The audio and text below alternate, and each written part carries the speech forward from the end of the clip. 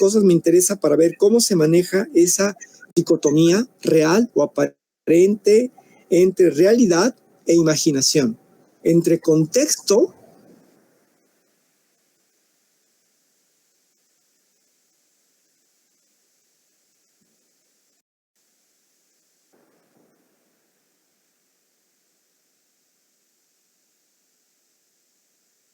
abordados desde de vista, por ejemplo, periodístico, algo que tiene construcción alternativa de otro mundo, porque en el real no es posible, etcétera. Nada más quería comentar esto. No sé si alguien tiene... ¿Responderte algo en torno a lo que me has dicho? Sí. Okay. Bien, lo que me planteas con la cuestión de la historiografía del mestizaje es algo que se trabaja muy bien dentro del capítulo, porque hacemos un recorrido histórico. Si bien no se hace una profundización histórica, se podría decir que se resalta lo más relevante con toda esta cuestión de lo afro, desde la historia del mestizaje, cómo inicia esta cuestión de la mezcla, de la jerarquización social, de las políticas incluso de migración, desde lo que tú mencionabas en torno, por ejemplo, al lema de la UNAM, ¿no? Que viene dado desde Vasconcelos, con mi raza hablará el espíritu, y cómo también otros intelectuales crean este discurso para justificar ciertas dinámicas de exclusión. Entonces, digamos que eso se trabaja dentro del capítulo. En torno a lo otro que mencionas, con la cuestión de la literatura, efectivamente se cree que la literatura solamente es una cuestión ficcional que no tiene un apoyo en la realidad. Pero en esta construcción que se hace en la infancia, en esta construcción que de alguna manera nos hacemos nosotros también, la literatura se une de alguna manera con lo que vemos en la realidad y cómo se proyecta incluso en nuestras historias personales. Muchos lectores hemos sentido de alguna manera que nos conectamos con lo que el lector nos está dando. Entonces creo que la literatura en la infancia es supremamente importante porque te brinda herramientas también de cómo enfrentarte desde la ficcionalidad del texto literario a la realidad de los individuos.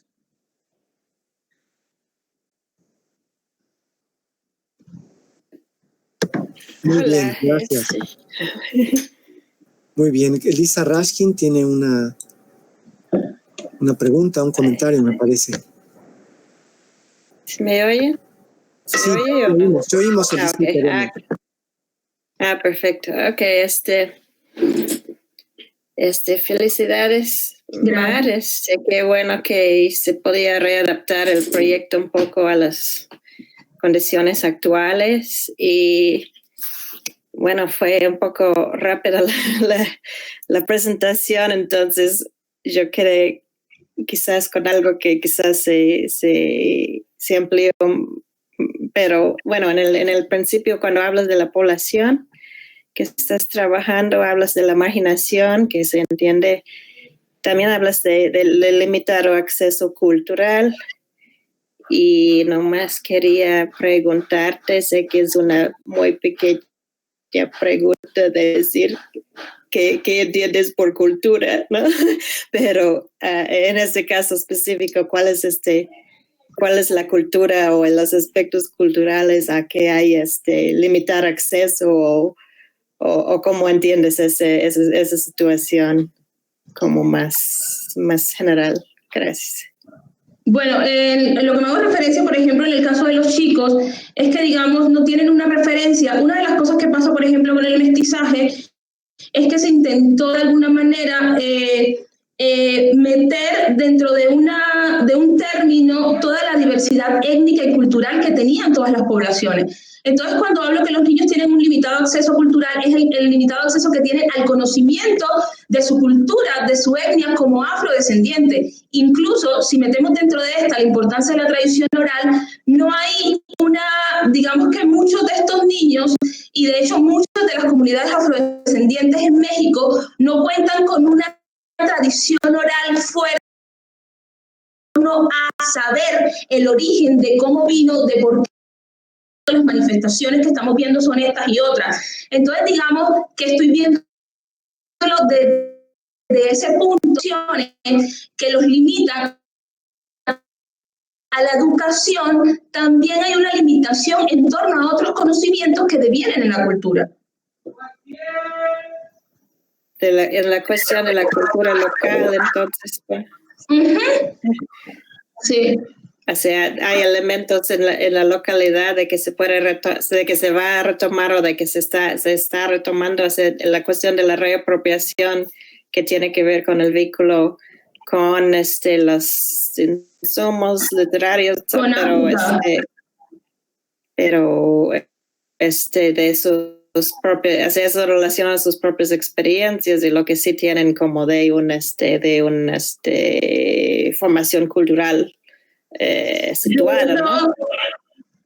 Sí, de hecho, en la población hay diversos líderes, diversos grupos que están buscando todo esto de la reivindicación y se están haciendo muchos programas y proyectos donde se muestra toda esa riqueza cultural que viene desde los ancestros de alguna manera y que constituye un poco de lo que se ve hoy en día, ¿no? De hecho, hace poco se hizo un encuentro de pueblos negros dentro de la comunidad de Mata Clara y se siguen haciendo ciertos procesos porque por lo menos una de las cuestiones que descubrí cuando estuve dentro haciendo talleres con los chicos es que hay este desconocimiento, es increíble el desconocimiento que hay, sobre todo con estas nuevas generaciones, ¿no? Por eso que también ahora quiero trabajar la cuestión de las trayectorias, de las historias, para que ya sean las otras generaciones las que terminen contando cómo ha sido todo este proceso y eso me permita llegar a un análisis de las representaciones y las ideas de identidad o las construcciones que ya se han hecho los niños desde las historias familiares. Muy bien, gracias. El doctor Homero Ávila Landa tiene también una participación, ha pedido el turno. Adelante, Homero, por favor. Hola, bueno, gracias, también felicito el trabajo de Mario, creo que es interesante, muy importante.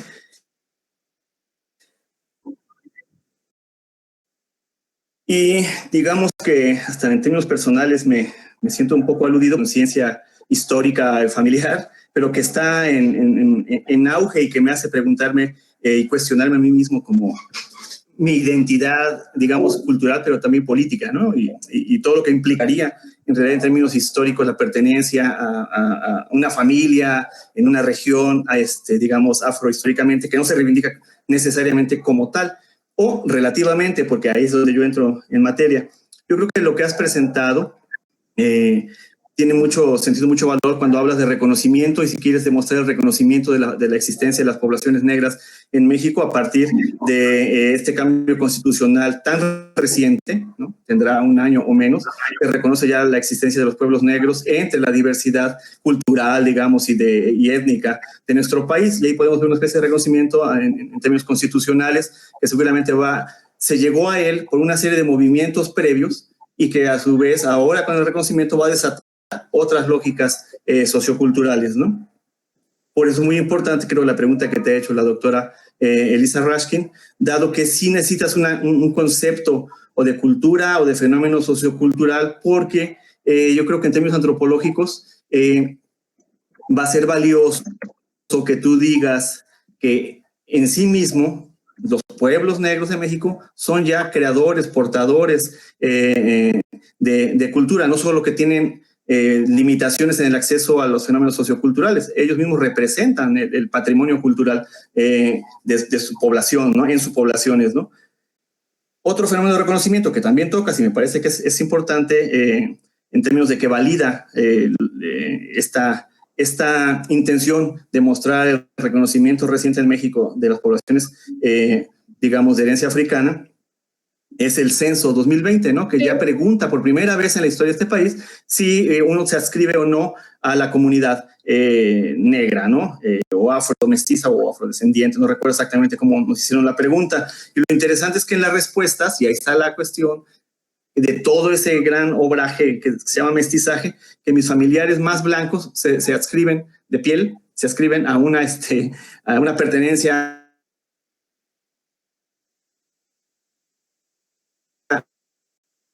africana, que eso es una de las características que representa una especie de oportunidad de autoadscripción. Pero, digamos, si bien estoy de acuerdo con que ha habido una invisibilidad y una falta de reconocimiento, habría que tener cuidado porque todo esto que llamamos tercera raíz no es nuevo.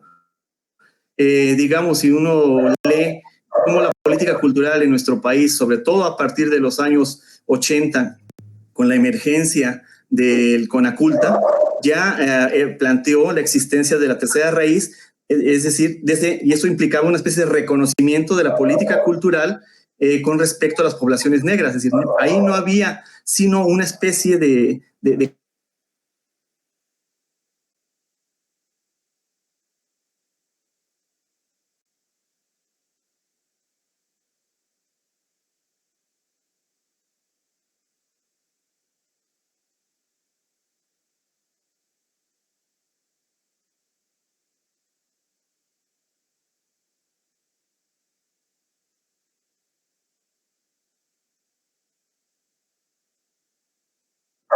antes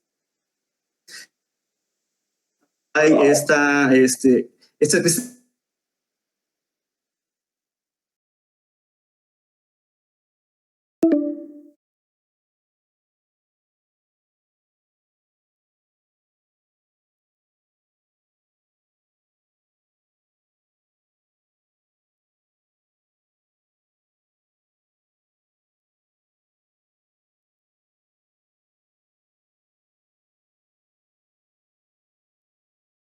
es recuperable para tu tema el hecho de la existencia de la Ley General de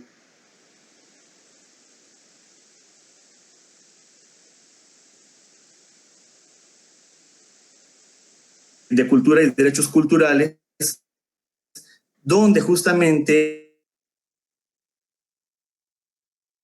da paso al reconocimiento de la identidad, como dice Jiménez, entendiendo la identidad como el otro lado, donde la identidad también se necesitaría el reconocimiento institucional, porque es un derecho. Como comentarios, yo creo que sí es importante ver a qué le llamas y repensar a qué le llamas acceso sociocultural, por un lado. Sí creo, por otro lado, que yo me perdí operativo. Entiendo que las condiciones del confinamiento esto pueden haber alterado, pero yo no escuché al principio, o con estos problemas que tuvimos tecnológicos, si ya no se va a hacer esta especie de ejercicio comparativo, ¿no?, entre Mata Clara y alguna comunidad colombiana. Vale, bueno, gracias. Referente a varios puntitos, con la cuestión del sexo, efectivamente el censo sí hace una pregunta del censo 2020, sí, hace una pregunta de autodescripción. Ya no es una cuestión simplemente racial, como creo que le entendí, doctor, porque el ser afro no deriva simplemente de unas características físicas de la piel, es un torno a, de hecho, aún sigue siendo, según lo que menciona Sagrario Carretero, la necesidad de ciertos etnónimos, porque las poblaciones aún a veces no se identifican con afrodescendientes, sino con otros, con prieto, negro, y en fin, ¿no? Es en torno a, con lo que usted menciona, invisibilidad, sí hay una invisibilidad. Hay lo europeo y lo indígena. No sé si vieron en una de mis diapositivas un mural que yo coloqué allí. Ese mural hace referencia a la herencia mexicana y solamente hace referencia a lo indígena y a lo europeo. Desde ahí estamos marcando una invisibilidad de la tercera raíz, como ustedes lo han mencionado. Vale, la otra invisibilidad que también está clara está dentro de los derechos constitucionales de estas poblaciones que no se han tenido en cuenta. Y una de las invisibilidades más fuertes y más claras, uno la ve en la cotidianidad día a día. Aquí lo afro es inexistente. Las personas todos los días que soy mexicana porque piensan que lo negro, lo afro aquí no existe, porque se ve como una herencia de pronto de un pasado, pero que en la realidad. Entonces la migración, lo negro que siempre ha sido, y eso ya ha cambiado con todos los estudios que se están haciendo desde la academia, los procesos de las movilizaciones sociales, pero lo negro se ha visto como lo de afuera, ¿sabes? O sea, lo que es mexicano el mestizaje es una cosa diferente a lo negro, y eso también son otros procesos de invisibilización, que claro, que han cambiado, que sí, que al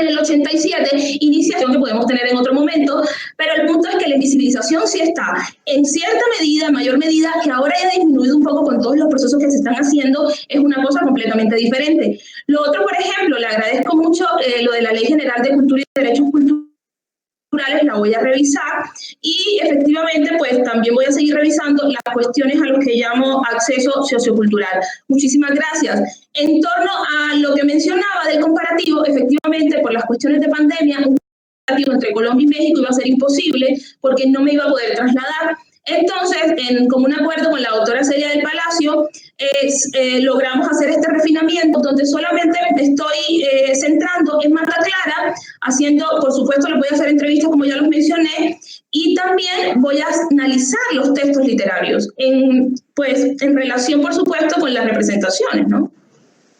Sí, está muy bien, muy bien. Gracias por la respuesta. Felicidades de nuevo a ambas. Gracias.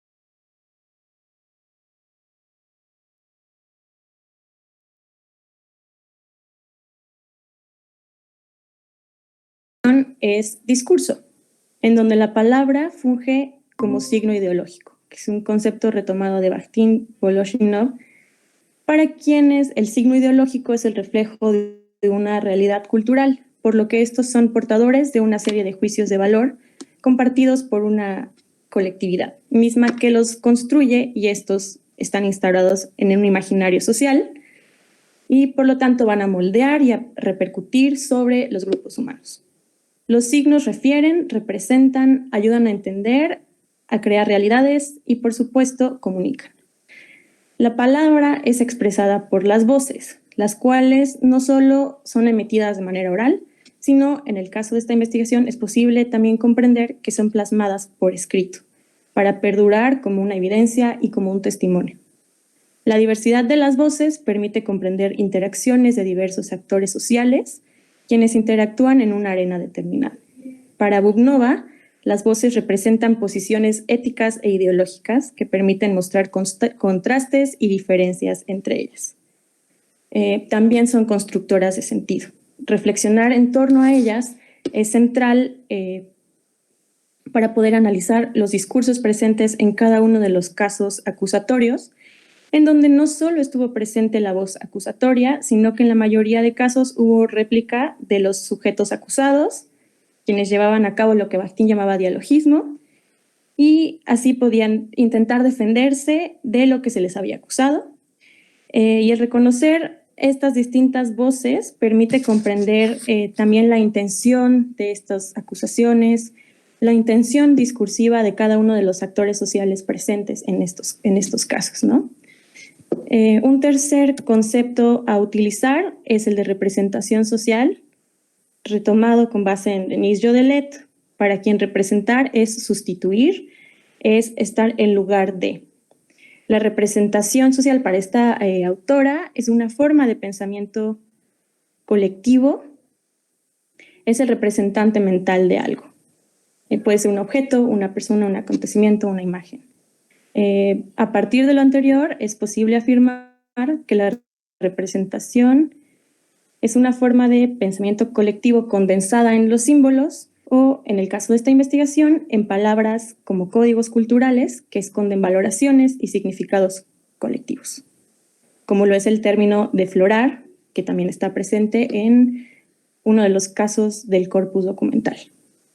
Por otro lado, el concepto de imaginario social definido a partir de Castoriadis como una construcción cultural que mediante instituciones permiten la reproducción de aspectos compartidos por un grupo social, legitimando unas prácticas y también segregando a otras, manteniendo presentes en la memoria social el uso de ciertas palabras para designar valoraciones positivas o, por el contrario, negativas. Desde la mera concepción de crimen o pecado, las valoraciones de las mismas, instauradas en el pensamiento colectivo de un grupo social, son el reflejo de este magma de significaciones al cual Castoriadis refería, y también denotan toda esta serie de interacciones entre distintos actores y agentes sociales, ¿no?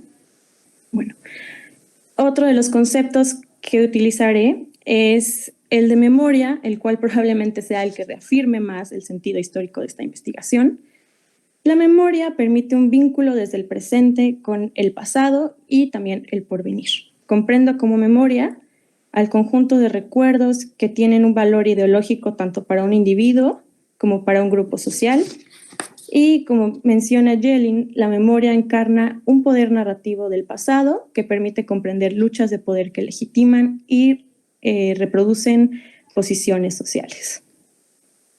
Probablemente lo que mejor ejemplifique la pertinencia de este concepto como sustento de esta investigación es el uso de las fuentes de información, las cuales, como ya mencioné al inicio, fueron producidas en el siglo XVIII. Sin embargo, son evidencias de ese pasado que vincula lo individual y lo colectivo y lo pasado y lo presente, ¿no? Y bueno, por otro lado, quería mencionar este concepto de contramemoria que retomo a partir de Peter Burke como un ejemplo, o mejor dicho, enfatizando e intentando como reposicionar o recomprender o identificar de manera distinta al trabajo en archivo, porque sí estoy consciente de que muchas veces o muchas críticas que se hacen es que el archivo es un producto del poder, ¿no? Elaborado desde el poder, mantenido desde el poder, etcétera, etcétera. Entonces creo que esta posibilidad o este enfoque de voces, de inclusión de las voces distintas que están en cada una de las acusaciones, permite pues una forma de contramemoria a la memoria hegemónica de la producción del archivo. Ahora les voy a hablar un poco de la perspectiva metodológica que voy a utilizar. Utilizaré la etnografía indirecta retomada a partir de Bosa, quien formuló esta alternativa para aplicar a la etnografía en asuntos históricos y documentales, como los archivos, y el autor menciona a la etnografía indirecta como una posibilidad, como una apuesta para poder analizar temáticas o secuencias que parecerían limitadas por el periodo de tiempo y demás, ¿no? Por no poder acceder a estos informantes de primera mano. Entonces permite un entendimiento complejo y más rico de una realidad pasada estudiada. Por otro lado, también utilizaré el análisis del discurso, que como plantea Martínez, puede dar cuenta de ciertas condiciones generales que acompañan la producción de sentido de lo dicho y de lo escrito, así como de la mirada que decide sobre el significado de los signos que están en cuestión plasmados en los documentos. Gracias a esto voy a poder comprender la significación de distintos elementos discursivos que van a conformar las acusaciones, así como voces convergentes e interpretación de las valoraciones negativas y positivas ahí inscritas. Para lograr los objetivos metodológicos he considerado la implementación de un proceso secuencial, el cual está conformado por los 4 pasos que están viendo ahorita. El primero consiste en la delimitación e identificación de los detalles etnográficos contenidos en las voces presentes en cada uno de los documentos del corpus. Por detalle etnográfico comprendo las minucias discursivas significativas y valoraciones que dotan de particularidad y de sentido a los 5 casos estudiados en esta investigación. Para su identificación he seleccionado 2 categorías de análisis. La primera categoría a identificar es el uso del cuerpo, mientras la segunda es el otro. El segundo paso consiste en la selección de palabras clave que fungen como depositarios simbólicos de las mentalidades en el contexto estudiado, Oaxaca en el siglo XVIII, y después de la selección de los términos utilizados por las voces acusatorias, serán definidos y analizados con base a una consulta del Diccionario de Autoridades, que también constituye una fuente importante para comprender el español de la época. Y el tercer paso será la profundización y revisión histórica del contexto en el que se suscitaron las acusaciones, siempre teniendo presente el rol de las dos instituciones que regían la vida cotidiana de la Nueva España. Por una parte, el gobierno y por otra, la Iglesia Católica. El cuarto y último paso, en este paso se ahondará en la problematización de los detalles etnográficos identificados en las voces acusatorias y el instrumento teórico metodológico para comprender las valoraciones, los signos, el rol del cuerpo y de la otredad en el contexto de la producción de las acusaciones. Y esto considero que es súper importante tener en cuenta la contextualización de la producción documental para evitar cometer juicios anacrónicos, que también de pronto puede ser algo complicado y en lo que muchos investigadores de pronto caen. Este es un breve esquemita que hice para sintetizar todo lo que he dicho hasta ahora. El corpus documental contiene voces.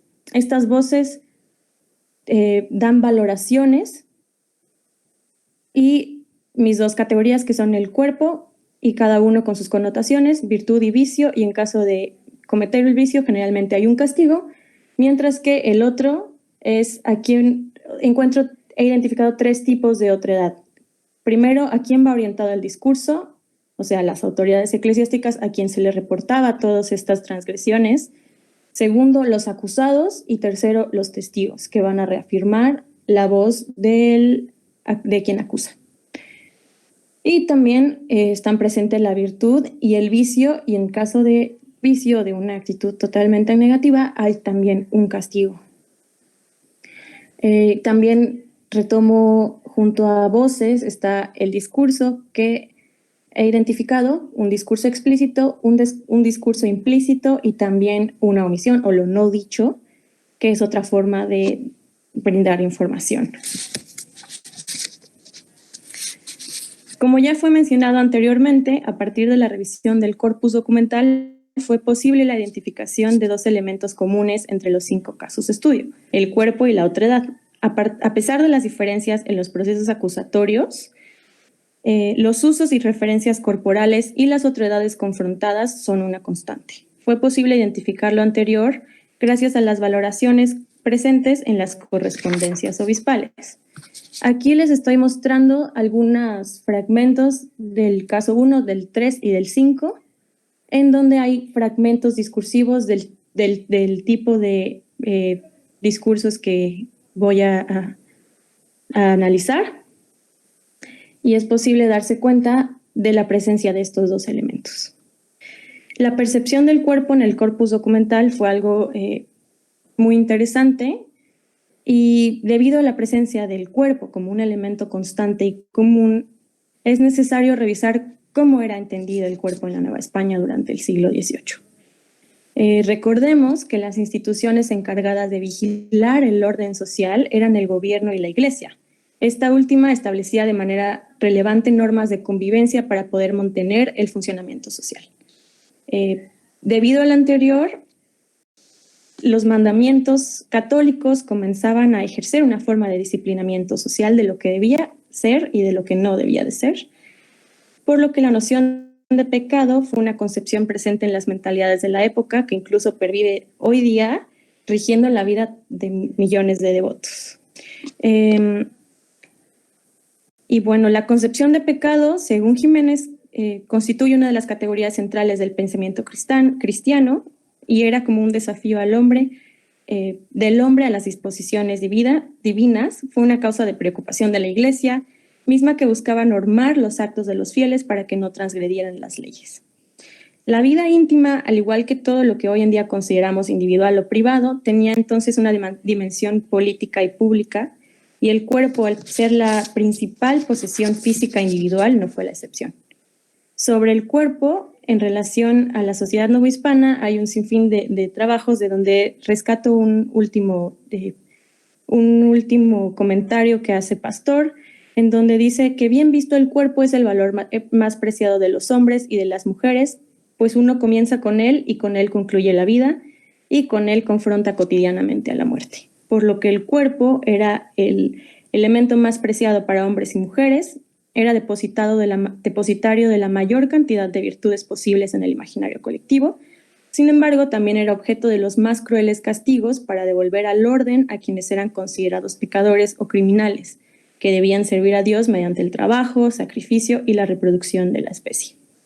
A partir del cuerpo se medía el valor de una mujer. No era lo mismo ser una doncella que ser una mujer de vida licenciosa, y esto es algo presente también, muy marcado en el corpus documental.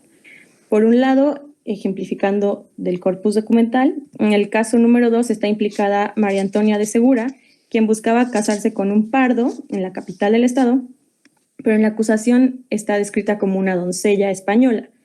El término doncella brinda un estatus de superioridad por el carácter virginal de la mujer descrita. Al contrario, la mujer implicada en el número 3, Simona Jiménez, a pesar de estar casada, es descrita como una mujer escandalosa por tener un amante y vivir su sexualidad de manera libertina y pecaminosa. María Antonia de Segura pudo casarse mientras Simona fue condenada repetidamente a azotes y a la exhibición pública como castigo por sus actos.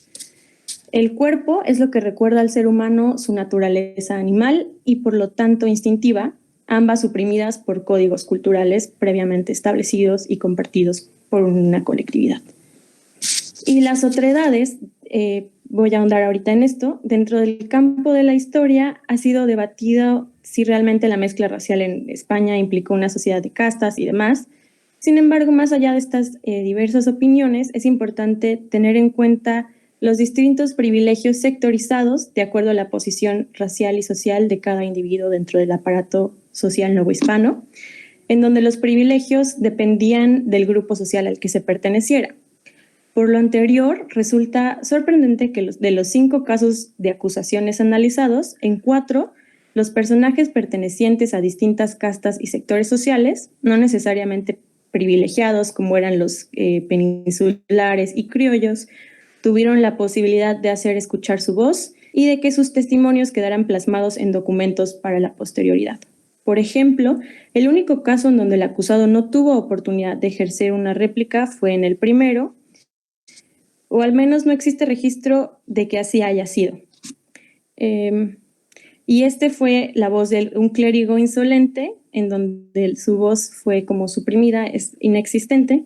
Únicamente podemos valorar sus acciones de acuerdo a la voz del acusador. Entonces, por lo que se tiene un poco más de cuidado respecto a esta voz acusatoria, que puede ser muy subjetiva y movida por intereses muy personales.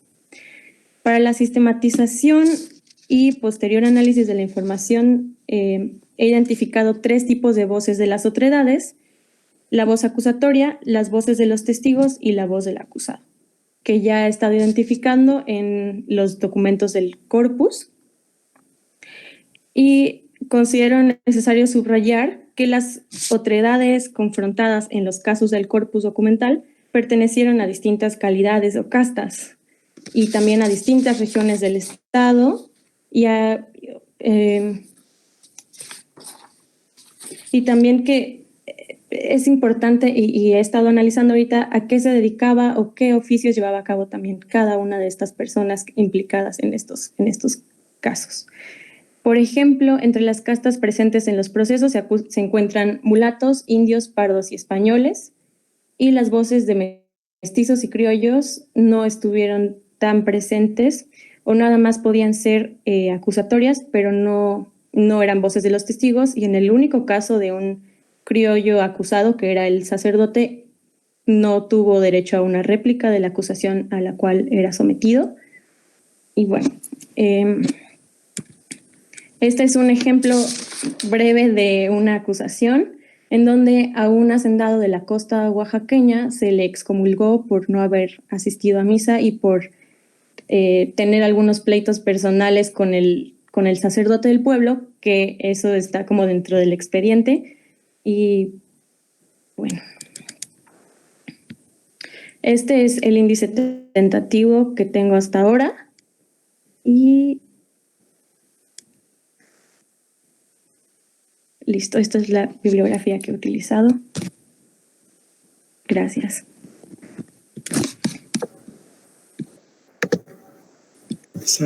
Muchas gracias a María Antonieta Lama Pérez por su puntual exposición. ¿Alguien tiene alguna pregunta o comentario? Adelante. ¿Quién comienza? ¿Quién dice yo?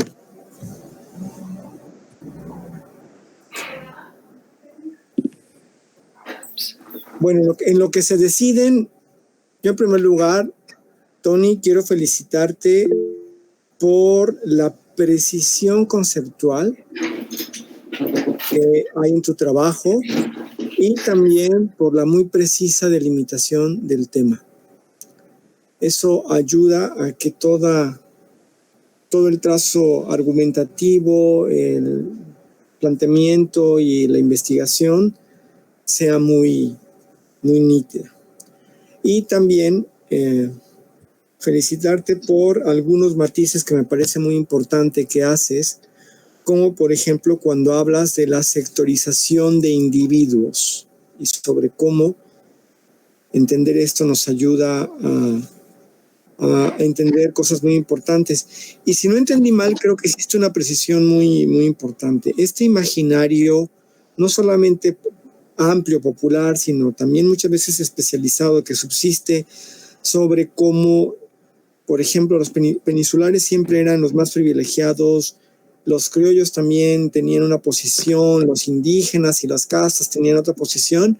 Hay muchas investigaciones que no anulan eso, pero sí que lo matizan. Y creo que eso es lo que estás tomando en cuenta y me parece muy importante, adaptar esta visión revisionista de la historia de la Nueva España.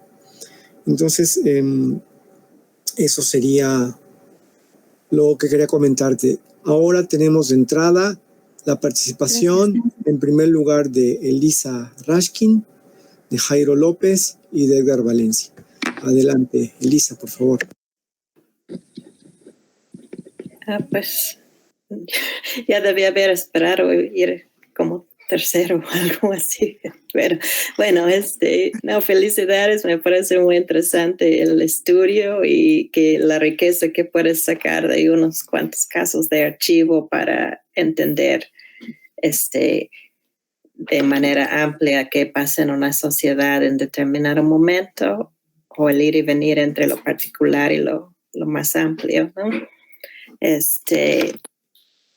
Creo que queda para entender cómo vas a hacer esa parte que explicaste sobre la memoria, que era para entender un poco más, la centralidad de ese tema. Creo que va a resultar después de hayas asentado más de la investigación en histórica en sí, y en ese sentido quería preguntar, porque no lo mencionaste, porque se entiende que cómo esas acusaciones van contra, es como un castigo, una manera de policiar dentro de la misma iglesia en primer lugar, y los pecados que pues también de los feligreses, etcétera, pues parece que pues tienen que ver con los conflictos o las disputas de poder dentro de la iglesia, las necesidades de las instituciones de estar constantemente redefiniéndolos antes de en el periodo colonial. Y pregunto, y también tiene una estrecha relación, como mostraste, con el cuerpo, cómo se entiende el cuerpo, cómo el pecado se produce a través de conceptos en torno al cuerpo, y por lo tanto pregunto si has si estás contemplando entre tus lecturas algo de don Michel Foucault, porque no lo escuché. Y en la cuestión histórica, unos autores que se me ocurren que pues no sé si François Javier Guerra es, o sea, los que han trabajado el proceso de formación de lo que va a ser la nación mexicana, pero las transiciones de los procesos, los procesos y etapas de construcción y reconstrucción y deconstrucción del poder colonial, se puede decir, ¿no? En el siglo XVIII con Serge Kursinski y con François Javier Guerra en particular, y seguramente hay otros. También hay gentes que trabajan un poco más sobre la cuestión de género en ese entrama, que quizás tiene que ver cuando hablamos de sacerdotes, pues no pensamos automáticamente género porque tenemos el sesgo de pensar que género tiene que ver con mujeres, pero no es el caso. Es la construcción de la masculinidad dentro y fuera de la iglesia, parece que también entra ahí. Y bueno, saber un poco más de la historiografía que estás contemplando ahí.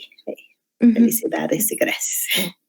Ay, gracias, doctora. ¿Le contesto ahorita o va a hablar alguien más? Yo sugeriría que contestaras ahora mismo. Ok. Concretamente, por favor. Sí.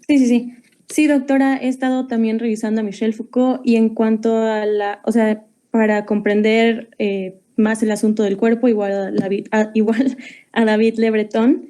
Y en el caso de la historiografía, para comprender esto que usted preguntó acerca de los vicios o de las virtudes o de estas conductas durante el siglo XVIII, he estado ya leyendo a Antonio Rubial, a Pilar Gonzalvo y también gracias a ellos regresé a leer un poco del Tercer Concilio Provincial Mexicano, en donde vienen específicamente todas estas como aptitudes positivas y negativas. Entonces, sí lo he revisado. Y había también en un momento platicado con la doctora Soledad en la clase de metodología acerca de que probablemente género podría ser el hilo conductor. Por supuesto, no nada más pensando en la típica visión de pensar, como usted decía, nada más en mujeres o así, pero creo que por ahora he acordado con mi directora trabajarlo así, teniendo otra edad y voces como ejes rectores de la investigación. Y le agradezco mucho que me recomendara a François Guerra, de él no sabía. Gracias. Muy bien. Adelante, por favor, el doctor Jairo López. Ok, hola, buenos días. Gracias, María Antonieta, por la exposición. Por fin te pude escuchar, porque en el coloquio anterior no te había podido escuchar y me gustó mucho lo que expusiste y cómo lo presentaste, como dijo Alfonso, con mucha claridad y precisión. Yo solo tengo dos comentarios. Uno va de la mano de lo que dice Elisa. Yo creo que es clave que problematices también esto que estás analizando desde esta perspectiva del género. Tú misma lo has dicho y has saltado varias veces en tus comentarios la importancia y la centralidad que tenía y que tiene hasta hoy, pero sobre todo en esa sociedad que estás analizando el control sobre el cuerpo. Entonces ahí el último tomo no autorizado de la historia de la sexualidad de Foucault, el del cuerpo y la carne, que recién se publicó el año pasado, creo que te puede servir mucho porque ahí ya se centra el analizar este control sobre el cuerpo y la sexualidad desde esta visión propia del cristianismo, ¿cierto? Entonces, creo que te va a servir, debería servir, esperaría yo, darle una mirada a eso y también a esta problematización también que se hace desde Scott para entender la importancia de estos procesos de género y de la corporalidad desde una perspectiva histórica. Entonces, básicamente Elisa me robó mi comentario, entonces lo refuerzo. Y en segundo lugar, algo más como sugerencia para seguir pensando aprovechando que tienes tan claro el corpus con el que trabajas. Obviamente, todos quisiéramos ser Ginsburg y reconstruir una sociedad a partir de un proceso inquisitorio particular. Evidentemente, pues no lo somos y seguramente pocos tenemos esa capacidad, pero sí creo que deberías tratar de encontrar un poco más de matices en lo que estás analizando, como para no caer en la afirmación de lo que ya la literatura ha dicho sobre ese contexto sociohistórico particular, esa sociedad particular y esa relación ya tan establecida entre cristianismo, religión, moral y control del cuerpo. Entonces, tratar tal vez de encontrar como matices que te permitan ver cosas un poco contraintuitivas o tal vez no tan evidentes desde esta lectura pues ya muy establecida del proceso que analices. A lo mejor no se puede hacer por las mismas limitaciones de las fuentes que tienes, pues los historiadores y las historiadoras son esclavos y esclavas de las fuentes, pero tal vez sí lo podrías hacer. Y yo creo que tal vez eso podría venir es desde justamente cómo interpretar esto que estás viendo en el archivo, más allá de lo que el archivo mismo dice, ¿cierto? Tal vez tienes muy claro que el castigo establecido a ciertas prácticas es evidente, ¿cierto? Tienes claro esta idea de las voces, la otredad, etcétera, pero a lo mejor en el archivo empiezas a encontrar elementos que te permiten ver cosas más allá de lo que el proceso mismo está señalando, como por ejemplo, problematizar por qué estas mujeres tenían estas prácticas que tenían, ¿cierto? ¿Por qué eso que nos está diciendo sobre contraprácticas, sobre tal vez una palabra que a mí no me gusta mucho, pero que es muy popular en este tipo de estudios, como resistencias a estas prácticas normadas, por ejemplo? Entonces, tratar como de ver un poco más allá también de lo que explícitamente dice el archivo, creo que sería una buena idea como para dar algo más en el trabajo, pero solo como modo de propuesta, no es que yo lo encuentre problemático, solo como en ese sentido. Y bueno, felicidades. Gracias, doctor. Gracias a Jairo López. Le toca al doctor Edgar Valencia, por favor.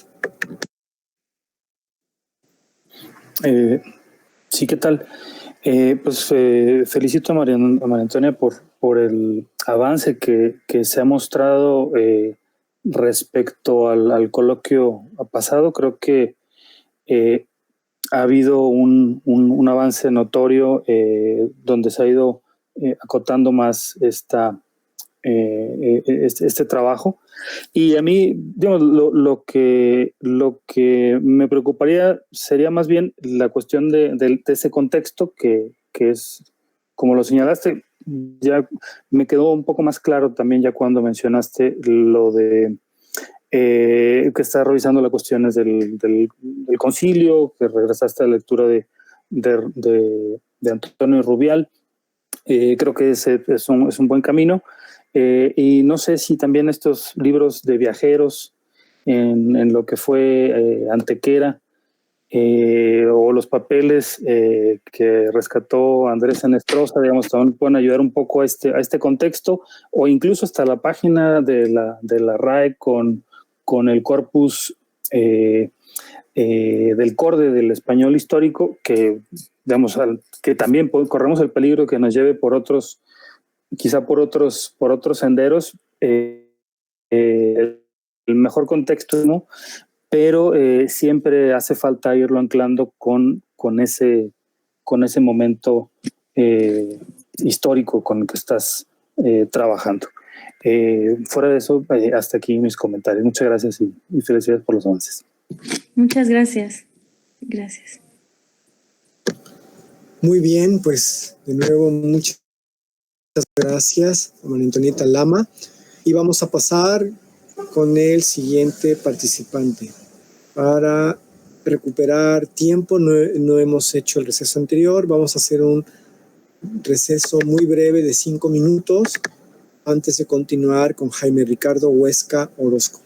¿Les parece? Es un receso muy breve de 5 minutos. Corre tiempo.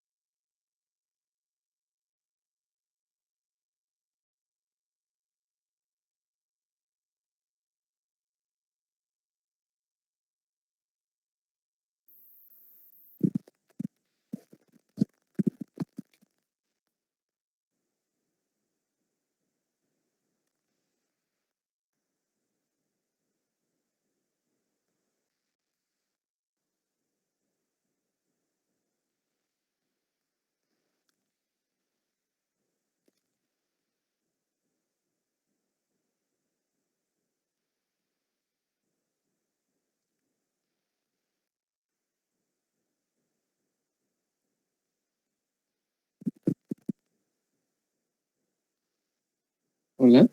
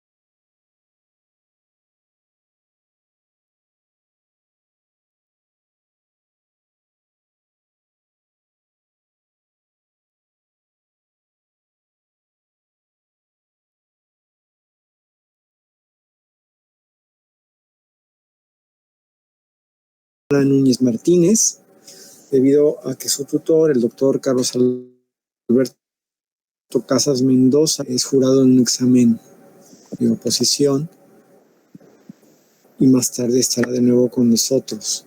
Recuerdo la dinámica, son 20 minutos de exposición del estudiante y 20 minutos para los comentarios de los participantes. Se pide el turno para participar en el chat que tenemos del lado derecho de la pantalla.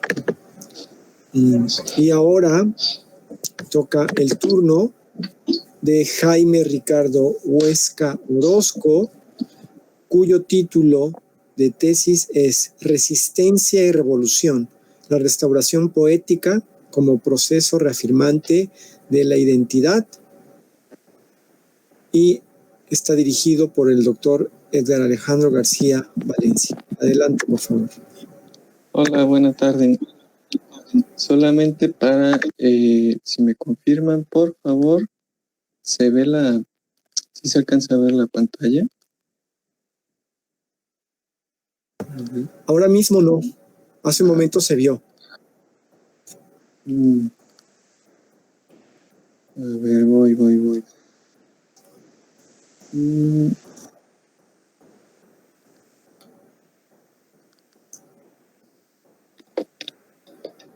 Híjole.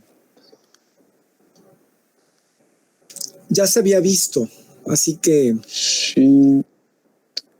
A ver, ¿se supone que ahorita ya se está compartiendo? No lo vemos. No la vemos.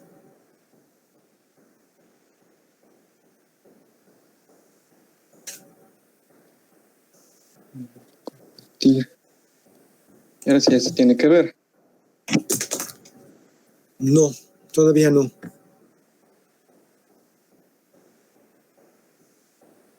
Ahora sí, adelante. Sí, ok, ya. Disculpen pues el retraso con esta cuestión. Pues bien, comienzo con mi presentación. Desde ahorita ya van los avances. Ahorita el doctor Alfonso dio pues el título de anterior que tenía.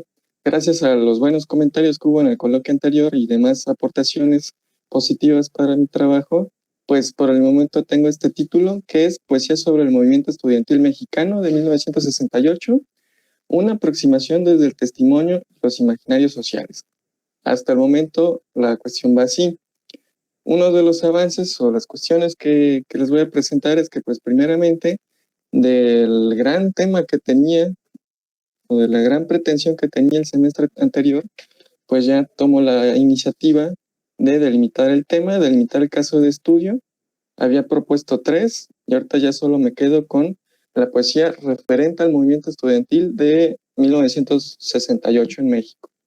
Esto lo voy a ver más que nada en un corpus de 2 antologías, una 53 poemas del 68 mexicano, compilada por Miguel Aroche Parra en el 72, y Poemas y narraciones sobre el movimiento estudiantil de 1968 por Marco Antonio Campos. Este título es la portada que ven en medio.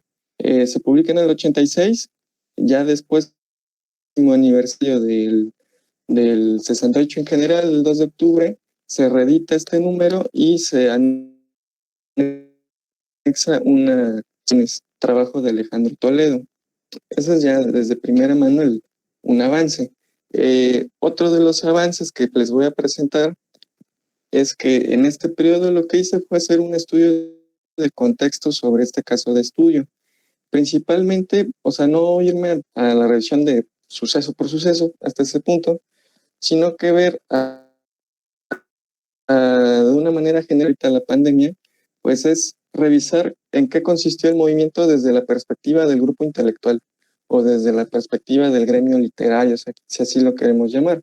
Uno de los intereses principales de esta investigación pues era ver cuál era la actividad o cuál era la aportación de los poetas o quienes escribían poesía dentro de estos sucesos históricos, ¿no? A la par de revisar esta participación de los escritores, una revisión también sobre la producción periodística, que jugó una labor que fue fundamental, para el desarrollo de todo este proceso social, en el sentido de que pues ya, como sabemos, la prensa está muy relacionada con las dinámicas del Estado, ¿no? Y a partir de la prensa, el Estado es el que está teniendo una actividad y una imposición del movimiento.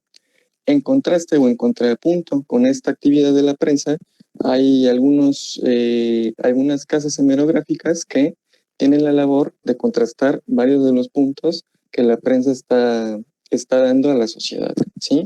Eh, suplementos culturales, revistas literarias, generalmente independientes, que están teniendo esta acción. Y lo principal de ello, que son los poemas, es que en este contexto de producción de los textos se ven publicados dentro de las revistas. Aquí es donde se va a jugar este papel de los poemas de las antologías que les voy a presentar.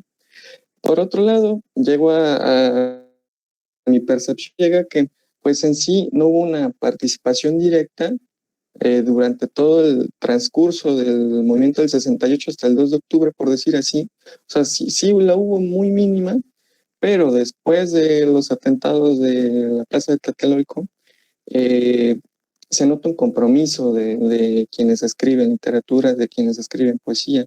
Esto se va a ver traducido en que de manera inmediata de lo que sucede el 2 de octubre va a haber publicación de poemas referentes a este acontecimiento.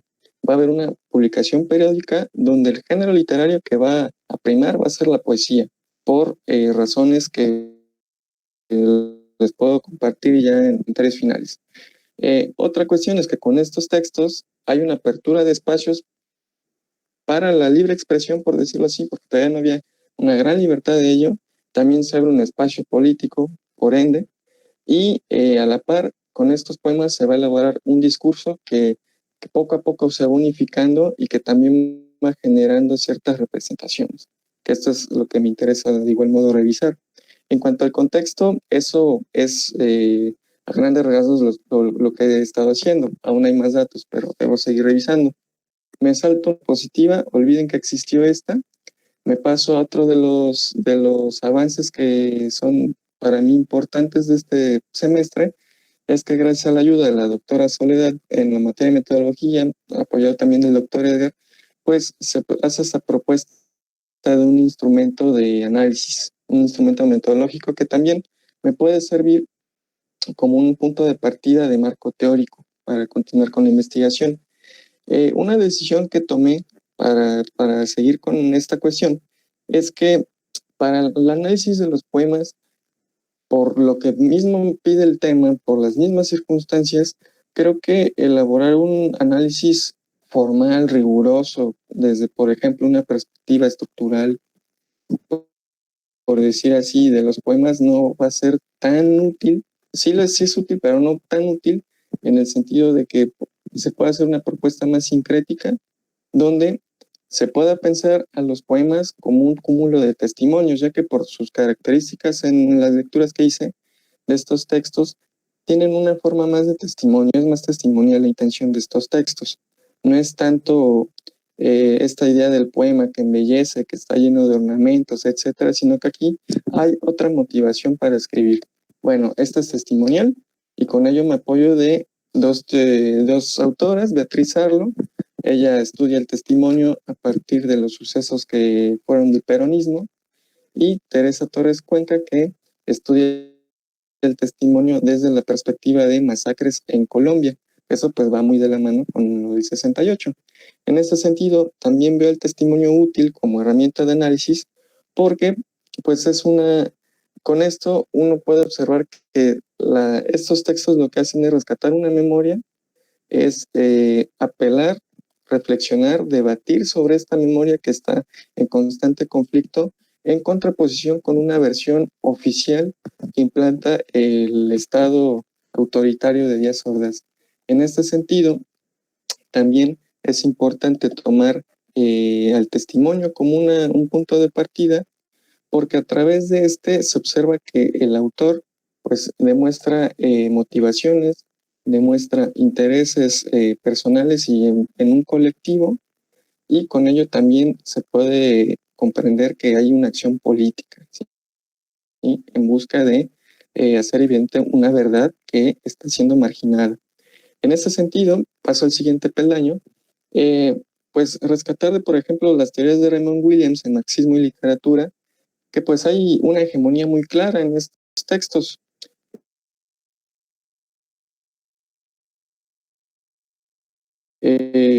Generar un dominio o generar apelar contra estos acontecimientos negativos que acontecieron.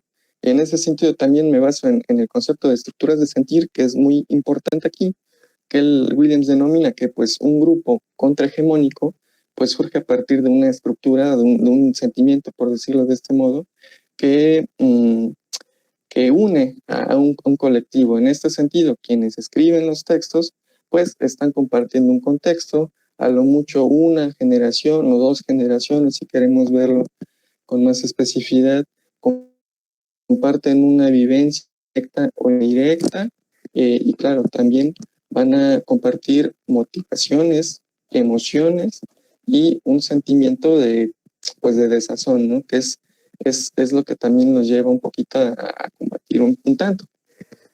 Bueno, con lo de estructuras de sentir ahí nos quedamos.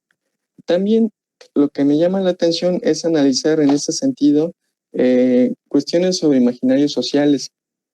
De aquí me baso en las teorías de Bronislaw Bachmann. Él define un imaginario social como una forma de ordenamiento de representaciones de la sociedad de sí misma. O sea, elementos que toma una sociedad para representarse así. Que esto es o sea, hay varias formas de representarse, es una realidad específica. Y este imaginario social lo que hace es impactar mentalidades, comportamientos, conductas, prácticas, etc. Bachmann lo que considera es que estos imaginarios sociales también surgen a partir del continuo conflicto entre facciones o entre grupos que tratan de imponer su hegemonía a partir de representaciones y emblemas. En este campo vamos a ver que el movimiento del 68 también sabemos que constaba en esta asistencia a mítines, la manifestación, elaborar pancartas, exigir los derechos humanos, etcétera, en un plano físico, pero también en un plano simbólico. Vamos a ver que juegan mucho representaciones y lo que Maxo dice como emblemas. Un emblema va a ser, digamos, un pequeño destello, una parte mínima que compone a esta gran representación de un grupo. Y considera el autor que todo poder busca monopolizar ciertos emblemas. Y vamos a ver que es una lucha por que un grupo tenga los emblemas de otro para manipularlos. Busca poder para controlar las costumbres de otros. Obtiene una potenciación de su poder y quien goce de este tiene la posibilidad de introducir valores y modelos de conducta.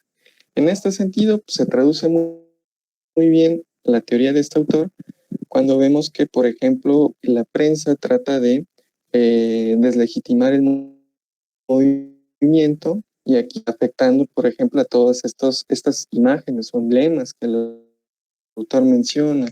Y versión oficial o las versiones oficiales que el gobierno da sobre el 2 de octubre, pues son más que nada una manipulación de todos estos emblemas. La poesía sobre este periodo lo que se va a encargar es rescatar dichas representaciones en sus versos, que es lo importante también, lo destacable. Por último, ya con este apartado, quiero trabajar con el análisis del discurso. ¿Por qué? Porque a partir de la herramienta del análisis del discurso, pues se va a materializar todos estos elementos que ya mencioné con anterioridad. A partir del poema, que pues es lenguaje, imágenes y figuras retóricas, etcétera, pues el análisis del discurso va a rescatar estos elementos para su análisis. Claro, también porque esta herramienta pues es muy útil para analizar cuestiones sobre movimientos sociales, búsqueda de la justicia, acción social, etc. Y parto más específico del discurso testimonio con Renato Prada, y él define por este discurso testimonio como un texto o una narración de urgencia que surge como consecuencia de una crisis sociopolítica. Y esta narración, este texto es escrito como resultado también, con la intención de generar una evidencia de lo que está ocurriendo, de una memoria que se está viendo, que está resistiendo y que este discurso testimonio generalmente va a ir en contra de versiones oficiales, como en el caso de estos textos. Y bien, ahí con este trabajo que con el apoyo de la doctora Soledad, se analizó un poema de Rosario Castellanos. Los resultados fueron buenos, fueron positivos para la investigación y marcaron ciertas rutas de análisis. Pero aquí entra un problema. Otro de los avances, voy a tomar un poquito de agua. Otro de los avances o dudas que tenemos, el doctor Edgar y yo, es cómo adentrarse a este corpus a partir de esta herramienta que ya se está estableciendo, que todo esto pues es la experimentación, se va a delimitar. A partir de la relectura del corpus, son aproximadamente más o menos 80 poemas. Pues yo lo que noto son varias repeticiones de temas, o hasta cierto punto, pues ya que estamos en poesía, a ver que en varios de los poemas hay muchas rimas temáticas. En ese sentido, yo lo que propongo es que a partir de la herramienta que tengo ya medio desarrollada, es analizar los textos a partir de este temario que yo propongo, que son 11 subtemas, que obviamente en adelante se van a ir puliendo. Yo digo que van a terminar siendo menos. Yo lo que noto es que estas repeticiones temáticas van, pues más que nada en describir la matanza de Tlatelolco, más que nada, denunciar el malestar social consecuente de ello, denunciar al ejército, a la policía, al presidente, al Estado, hacer una crítica a las Olimpiadas, que fue un factor muy determinante para el 2 de octubre. Y, por ejemplo, a partir de esto también se nota mucho un rescate de otro imaginario, que es un imaginario prehispánico, porque a partir de este suceso se hacen relaciones con la memoria de Tlatelolco como un espacio simbólico en un contexto prehispánico, por decir así. Y bueno, saltamos estos subtemas. Otra propuesta que estamos pensando, ya que tenemos 2 antologías y ahorita por también circunstancias de la pandemia, lo que podemos hacer es experimentar y reflexionar cómo aproximarse a estas inquietudes que tengo yo principalmente, o a estas intuiciones que hay sobre los temas, sobre el análisis, pero pues rodeando las antologías, comparando una con otra y demás. En este sentido se puede hacer una propuesta de un acercamiento cualitativo donde pues haga o clasificación de los poemas ya por sus elementos que yo encuentro. Por ejemplo, aquí lo que presento es un gráfico de un sumario general de los tópicos con referencia a las 2 antologías, donde vemos que, por ejemplo, la mayoría de los poemas en el punto 2 se encargan de denunciar el malestar social, ¿sí? Y, por ejemplo, parte 9, en el punto 5, hacen una crítica directa a las Olimpiadas. O sea, es tomar el temario anterior y ver cómo se manifiesta en este conteo. Claro, también para dar más seguridad para la intuición que tengo yo para los objetivos, y pues que esto sea más sólido, ¿sí? Bueno, esta es otra gráfica de la primera antología de 53 poemas del 68 mexicano, porque más que nada, por ejemplo, de esta antología es muy interesante ver que Arocha Parra elabora una gran investigación hemenográfica donde rescata los textos que se publican independientemente en revistas. Que este gráfico, de no haberlo hecho, a lo mejor no me deja ver que, por ejemplo, gran parte de esos textos son inéditos. En esto que se publica en el 72, pues nos dice que, por ejemplo, hay poca facilidad para publicar por cuestiones de censura y por demás elementos de control que tiene el Estado para la publicación editorial. O, por ejemplo, si ven el último elemento de izquierda a derecha, 8 textos no tienen un referente, estos son anónimos, que también da a entender que, bueno, hay quienes se escribían, pero no daban su nombre. O sea, sí se manifestaban, pero no daban el nombre, y eso ya nos da otra interpretación. Y, por ejemplo, del tercer elemento de izquierda a derecha pongo la revista ¿Por qué? Por ejemplo, aquí en esta antología hay 10 textos publicados en la antología, pero revisando la revista, ya más a detenimiento, hay muchos más poemas sobre el 68 que no se incluyen en este libro. O sea, también notar que estas revistas tuvieron una actitud, tuvieron un compromiso para adentrarse a evidenciar esta realidad que está ocurriendo, ¿no? Bueno, otra propuesta de acercamiento cualitativo es la utilización de la plataforma Voya. Esta tiene varias herramientas para procesamiento de texto digital. Lo que se hace es subir a digital las antologías, que sí fue un pequeño rollo, pero con esta herramienta, una de varias que intentaremos utilizar a lo mejor, es ver cómo el discurso se unifica o cómo encontramos rutas para analizar el discurso y esta posible existencia de un imaginario sobre el 2 de octubre a partir del conteo de términos, ya que con la lectura había interpretado que hasta cierto punto hay una semántica, hay líneas de análisis muy delimitadas para este tipo de escritos. Y en este sentido, por ejemplo, se toma de la primera antología las 95 palabras que más se repiten, y por ejemplo a la derecha vemos que está un conteo de términos, ¿no? Donde encabezan no y ni, que son términos que para uno tal vez no significan nada, pero en estas circunstancias tienen una gran connotación, ¿sí? Igual sangre, muerte, muertos, nada, patria, todos, o sea, todo esto va a generar un discurso de análisis, ¿sí? Igual estas de la segunda antología, que vamos a ver que son más que nada la repetición de algunos términos idénticos a la anterior antología, aunque también no se ve tan claro porque son 10 palabras solamente, pero ya analizando a más cantidad, vemos que la publicación de las dos antologías tiene varias diferencias en cuanto a intención, tema, discurso, ¿sí?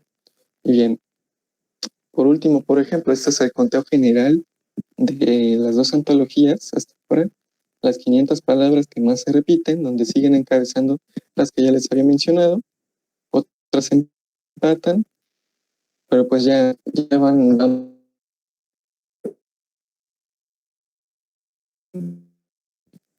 que pues hasta creo que es todo. Es muy útil el haber intentado esto, seguimos experimentando. Pues hasta ahorita nos teníamos, tenía más que nada yo un poco inseguras con el mero claroscuro de la interpretación, pero ya con estos elementos es más constante el análisis de estos textos, el futuro análisis. Y ya es todo. Muchas gracias. Gracias por escuchar y gracias a todos los que nos apoyaron, me apoyaron en este avance. Y ya no sé cómo me salgo de aquí. Muy bien. Muchísimas gracias a Jaime Ricardo Huesca por su presentación. Antes que otra cosa, leo un mensaje de Elisa Rashkin que dice, creo que quiere decir cuantitativo en lugar de cualitativo en la última parte. Felicidades, Ricardo. Seguramente. Gracias. Te felicito mucho. Me parece un trabajo interesante, novedoso, relevante y que va avanzando. Bien. ¿Alguien más tiene alguna pregunta o comentario? Ávila también está felicitando. En lo que vemos, si no tiene pregunta o comentario, de nuevo me voy a permitir yo comentar algo. Me sumo a las felicitaciones.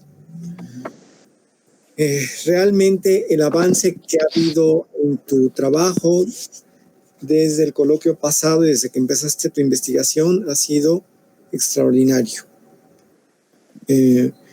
También me parece que es muy importante el hecho de que has delimitado muy bien el tema, que era muy amplio, era muy ambicioso, que era algo factible, pero como para una tesis doctoral y una estancia postdoctoral. Entonces, al recortar, al delimitar, circunscribir, que se dice fácil, pero no es sencillo, esto ha quedado realmente bien Entonces, felicitaciones.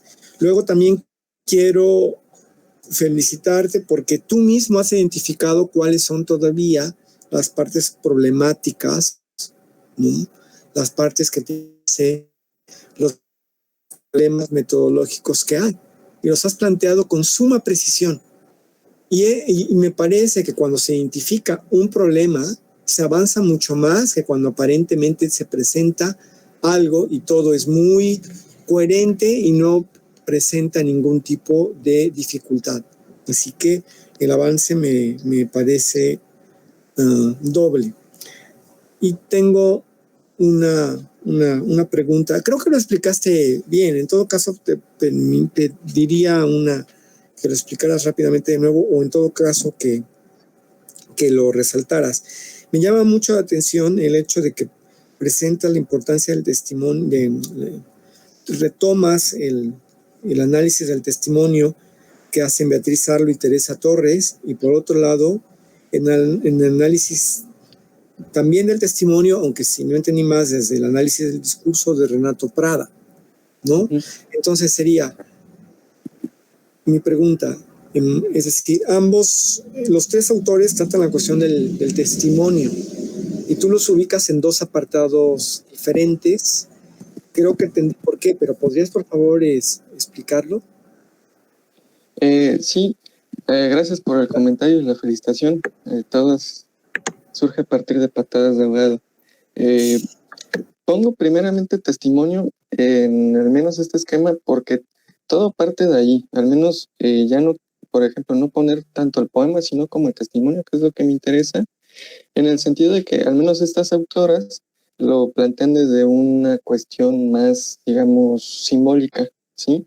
Que tiene que ver con cuestiones ya de memoria, historia y hegemonía. Más que nada lo pongo en ese sentido porque se va hilando el desarrollo de esta propuesta marco teórico metodológica, perdón, y al final, digamos, ya cierro en círculo con Renato Prada porque considero que ya lo del testimonio, digamos, es cómo va quedando el producto final del texto, ya en el plano lingüístico, semiótico, semántico, etcétera, cómo se puede interpretar ya el texto después de todo ese proceso, desde el testimonio, desde la parte simbólica, la hegemonía, la estructura del sentir, el imaginario, etcétera.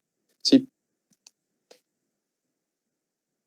Muy bien, y por último, rápidamente, solo quería sugerir, creo que no lo vi en la bibliografía, no alcancé a leer bien, un libro que apareció hace poco de un profesor mexicano que está en la Universidad de Notre Dame, Estados Unidos, Jaime Pensado, que es un nuevo relato del 68, Rebel Mexico, Student Unrest and Authoritarian Political Culture During the Long 60s, publicado por Stanford University Press, y él, por ejemplo, rastrea la importancia de tomar en cuenta los antecedentes fuera de la UNAM del movimiento estudiantil y plantea cómo este movimiento comenzó en la Ciudad de México, en el Poli, en fin, es prácticamente un revisionismo del acto 68 y se ocupa de temas que otros estudios no abordan mucho, como el de los porros, ¿no? Y también dedica una parte muy importante a las relaciones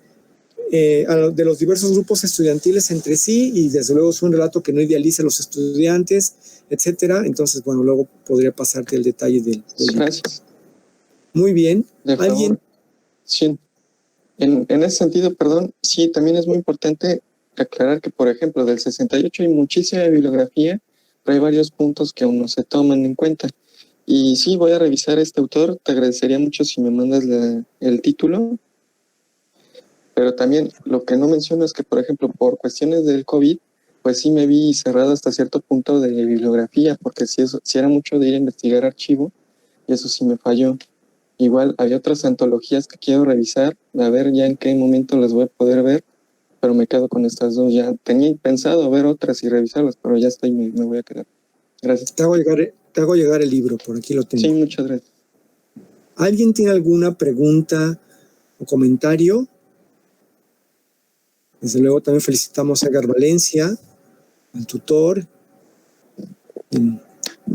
Tomaría la palabra, pero antes, si alguien tiene algún comentario para Ricardo Huesca y su exposición. ¿Nadie? A la de una, a la de dos, a la de tres. Y entonces cedo la palabra al doctor Edgar Valencia. Hola a todos. Bueno, pues ya se dieron cuenta que Ricardo es muy metódico y se evidencia en el trabajo que presentó escrito y cómo va articulando, digamos, sus lecturas desde un inicio como una parte, digamos, fundamental de esta investigación, y que después va enriqueciendo el texto a partir de ellas. Digamos, en ese sentido va avanzando muy bien y los méritos son todos de él. Y bueno, lo mencionaba también, bueno, hay un hueco que por este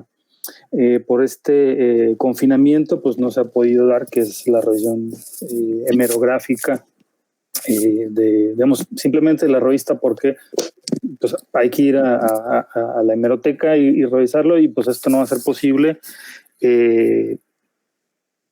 Esperemos que por lo menos hasta este semestre, o no sabemos cuándo va a ser posible esta revisión, y básicamente se enfocó una revisión pues bibliográfica teórica, y la exploración también, con muy buena fortuna, de nuevas herramientas para un análisis cuantitativo de los textos, aprovechando esas herramientas de las humanidades digitales, y que creo que pues también darán un avance significativo. Así que pues bueno, gracias Ricardo por tu dedicación, y bueno, creo que los comentarios del resto de los colegas van también en ese sentido, y pues adelante y esperar un poco ya que hablan las bibliotecas y hemerotecas. Sí. No, gracias a ustedes. Es al contrario, gracias al apoyo de todos. La doctora Soledad de León anota un mensaje, dice: celebro los cambios al protocolo, Ricardo. Y el doctor Jairo López: muy bien, Ricardo. Bueno, pues gracias. Gracias a ti, Ricardo, y pasamos directamente, si les parece, a la siguiente ponente, que es Katia Giovanna Núñez Martínez. En el programa original, el día de hoy, estaba Sergio Ibrahim Galicia Vargas, pero debido a que el doctor Carlos Alberto Casas Mendoza, quien es el tutor de Katia Giovanna Núñez Martínez, va a ser jurado en un examen de oposición, se hizo este enroque en el orden de participantes. El tema de Katia Giovanna, el título de su tesis es La radio indigenista XZON como mediadora de las prácticas de la medicina tradicional de los nahuas de la Sierra de Zongolica. Así que le pedimos a Katia Núñez Martínez que por favor tome la palabra. Gracias. Hola, buenas tardes. Pues primero, muchísimas gracias a todos los presentes. Me da mucho gusto por fin volver a vernos, aunque sea por estos medios electrónicos, y dar las gracias a mis compañeros y profesores por haber sacado adelante este semestre, ¿no? Y todos los aprendizajes en el contexto de la contingencia. Y pues, bueno, voy a compartir mi presentación.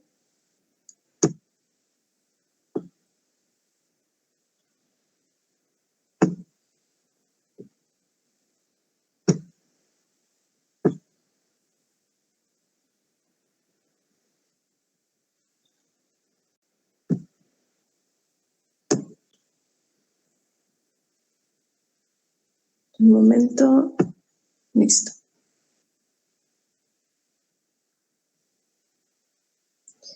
Bueno, pues primero que nada quiero comenzar diciendo que este semestre lo que me dediqué fue a principalmente delimitar mucho más mi tema de investigación, que era sobre pues algunas prácticas comunitarias, ¿no? Que se transmiten a través de la radio. Y pues nos quedamos con la medicina tradicional. En un momento voy a ajustar justificar por qué la tradicional.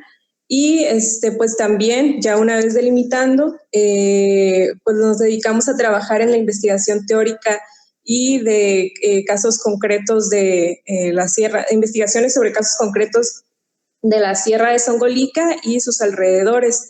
Y pues algo tampoco, pues no menos importante, que también me propuse estudiar el nivel básico de lengua náhuatl, ¿no? Y que eso, la verdad, me ayudó muchísimo a comprender lo que estaba viendo. Estaba pues haciendo este trabajo de lectura de la teoría, y pues a la vez me ayudaba a comprender, estar en las clases de náhuatl, pues todo lo que estaba leyendo, ¿no? Y bueno, el tema de mi investigación quedó así: la radio indigenista XZN como mediadora de las prácticas de la medicina tradicional entre los nahuas de la Sierra de Songolica. Y el planteamiento del problema: de acuerdo con los enfoques más críticos sobre el tema de las radiodifusoras culturales indigenistas, desde su creación, este se ha limitado a trabajar el aspecto cultural folclórico, dejando de lado las agendas políticas y demandas propias de los pueblos originarios. Como respuesta, y debido a una necesidad de comunicación, existen cientos de radios operando al margen de la ley. Al estar reguladas por un marco hegemónico institucional, pero que al mismo tiempo operan con el discurso de lo comunitario y autónomo, históricamente se han generado tensiones, conflictos y constantes negociaciones entre la institución y las comunidades indígenas. Es justo en esta relación contradictoria donde se centra el análisis de este proyecto. Bueno, pues para contextualizar, pues el caso de la XZON pues se desprende de un sistema de radiodifusoras culturales indigenistas, un programa que se desprende del INI, del Instituto Nacional de los Pueblos Indígenas ahora, y que inició en 1979 con el Instituto Nacional Indigenista. Esta es una de las 23 radiodifusoras que se encuentran distribuidas en todo el país, principalmente en las regiones con mayor presencia indígena. Y pues en el caso de esta radio es muy particular. Por ejemplo, a diferencia de una radio migrante que se encuentra en el Valle de San Quintín, Baja California, es un enclave habitado por migrantes de diferentes pueblos indígenas del sur de México, en su mayoría mixtecos, y pues esta radio de la Sierra de Songolica se encuentra en un territorio con fuerte arraigo identitario, donde alrededor del 72% de la población. En este estudio se retoma una práctica como la medicina tradicional, ya que es uno de los temas centrales que se difunden a través de la radio y que es un ámbito importante en la vida comunitaria. La medicina náhuatl es reproductora de la cosmovisión indígena de este grupo, y la cual está relacionada directamente con las formas de organización políticas y sociales que a su vez repercuten en el bienestar individual y colectivo. Aquí la figura del médico tradicional es una autoridad importante. Es el encargado de estabilizar la salud, pero también las relaciones sociales y comunitarias. Dicho esto, la pregunta que guía esta investigación es ¿cómo se relacionan los nahuas de la Sierra de Songolica con la radio XZON y qué instrumentos de mediación se construyen en torno a una práctica comunitaria como la medicina tradicional?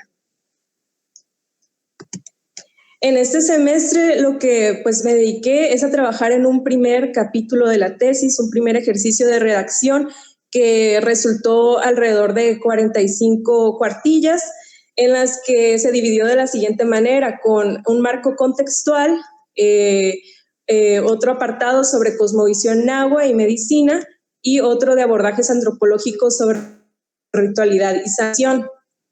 Ya una vez entregando este borrador y haciendo pues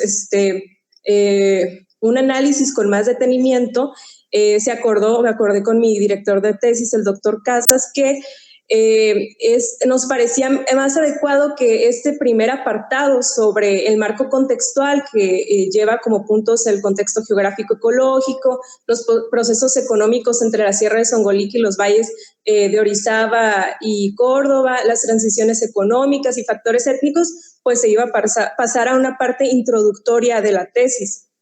Y nos vamos a quedar con este apartado, lo vamos a ampliar, que es sobre cosmovisión náhuatl y medicina.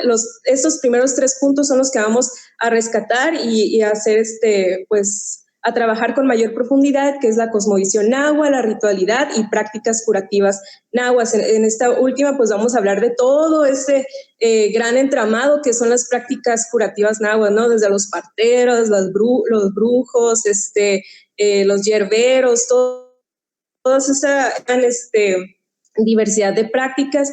Y este punto sobre política indigenista y medicina náhuatl, también decidimos que se pasaría a un segundo capítulo de la tesis que precisamente se va a tratar sobre la política indigenista y la radio indigenista. Este tercer apartado sobre abordajes antropológicos sobre ritualidad y sanación, también acordamos que se pasaría a una parte introductoria de la tesis.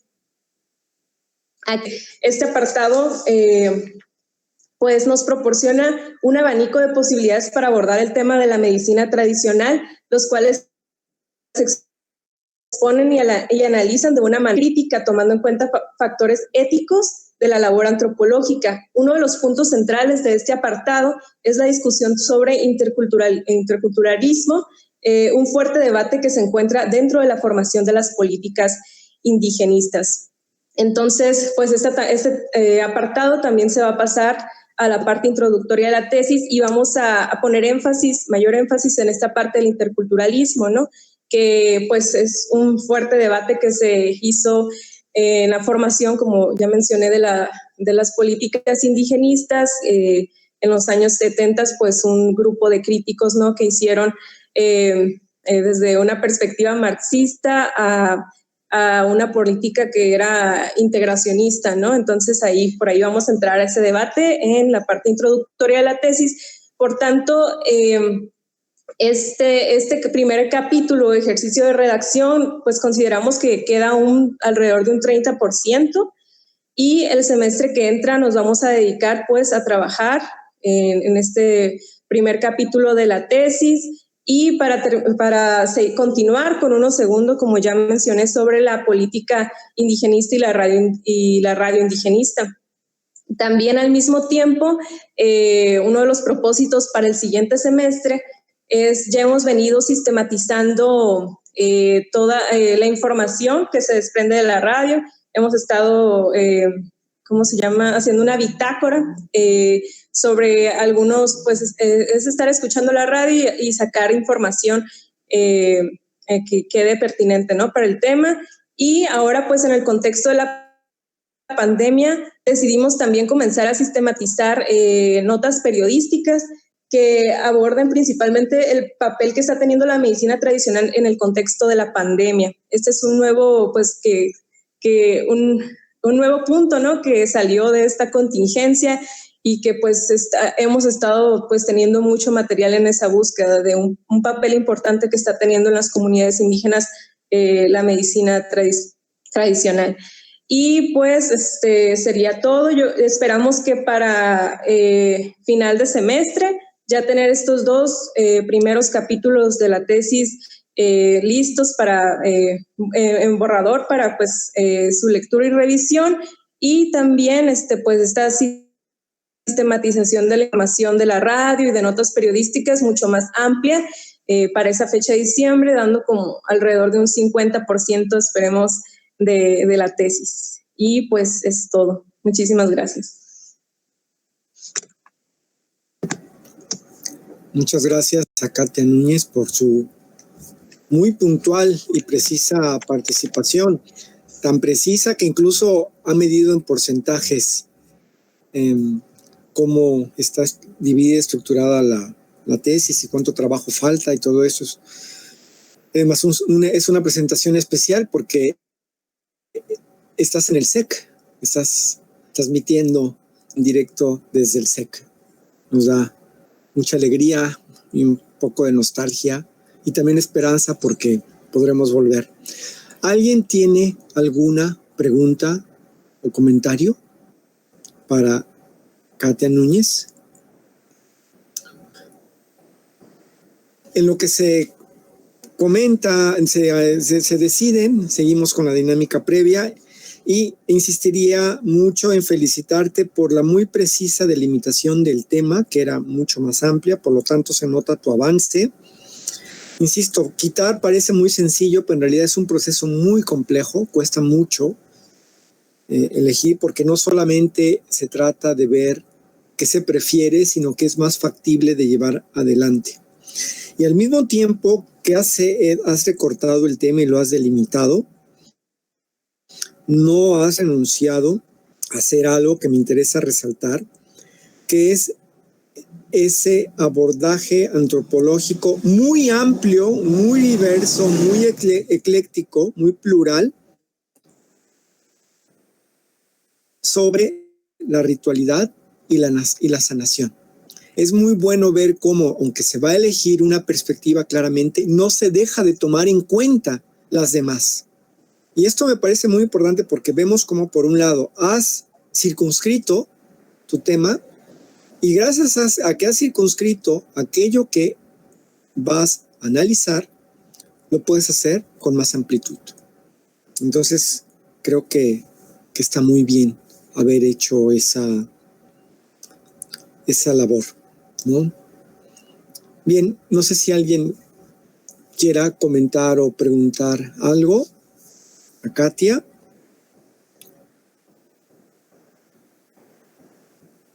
Adelante. Si no, cederemos la palabra al tutor, al doctor Carlos Alberto Casas Mendoza. Bueno, perdón, antes una pregunta, Katia. La radio indigenista que estás trabajando, ¿puede ver, es una radio indigenista o es una radio indígena? Y dos, ¿se puede escuchar, por ejemplo, desde Jalapa, por internet? ¿O cómo es la transmisión, la emisión? Por favor. Sí, pues es un debate también fuerte, ¿no? Es una radio institucional, ¿no? Es ahí como una de las críticas que trato de hacer o de visualizar, ¿no? Que es una radio que trabaja con el discurso de lo comunitario y autónomo, ¿no? De una radio de las comunidades indígenas y para las comunidades indígenas, pero que al mismo tiempo es lo que vamos a ver, si realmente esta es una radio que está teniendo, o sea, un verdadero uso comunitario, está siendo mediada, ¿no? Por las políticas indígenas. Entonces, ese es uno de los, ha sido un debate, ¿no? En los estudios sobre la radio indigenista, que hay un trabajo muy aportativo del doctor Anthony Castells, que es la radio comunitaria indigenista ni comunitaria ni indígena, ¿no? Entonces, pues ahí es donde se sitúa este proyecto de investigación, ¿no? Para ver si realmente cómo está operando y específicamente esta radio en la Sierra de Songolica, ¿no? Y pues la radio indigenista, hay un programa que se desprende que es Ecos Indígenas, que es radio por internet. Precisamente ha tenido esta aplicación algo pues muy interesante porque pues también se atiende a la población migrante, ¿no? En Estados Unidos, por ejemplo, puede estar una persona de la Sierra de Songolica que migró pues por cuestiones de trabajo y estar mandar saludos y avisos, ¿no?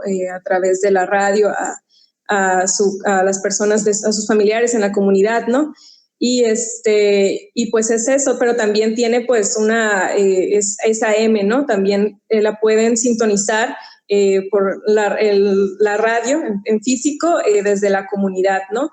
Y pues eso, ¿no? Está esa posibilidad que se toma mucho en cuenta a la población migrante y que para esa población migrante pues en la revisión de la literatura sobre la radio indigenista pues ha salido eso, ¿no? Que es muy importante porque pues es como esta parte de la identidad no le recuerda a su lugar de origen, nos hace estar en constante contacto, ¿no? Con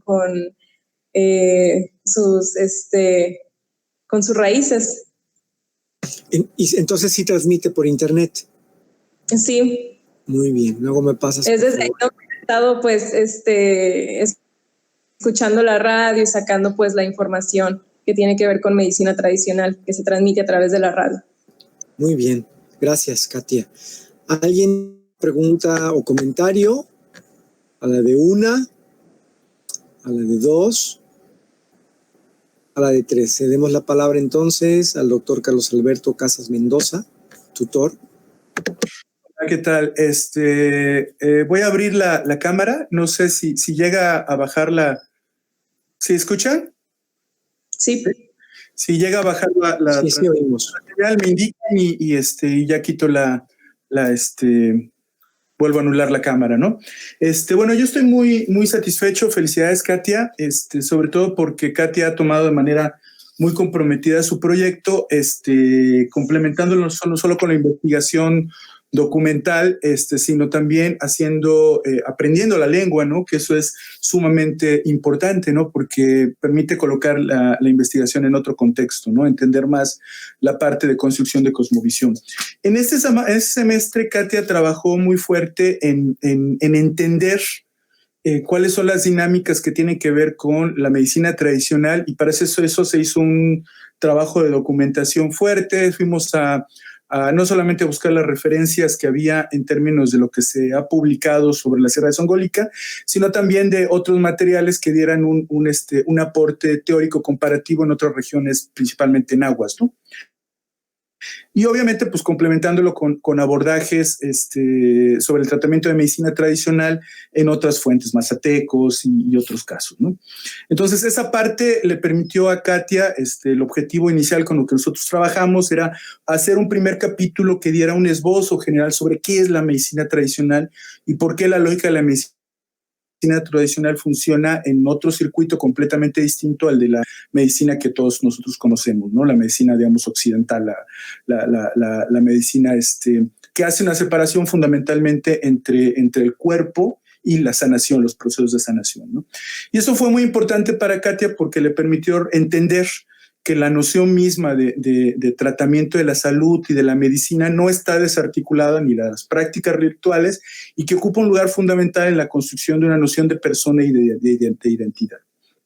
Al mismo tiempo, empezamos a trabajar empezó a trabajar Katia el tema que tiene que ver con los abordajes para el tratamiento de esta información, y también pues contextualizar, ¿no? Como ya lo mostró ella, histórica y la región en la que está la Sierra de Songolica.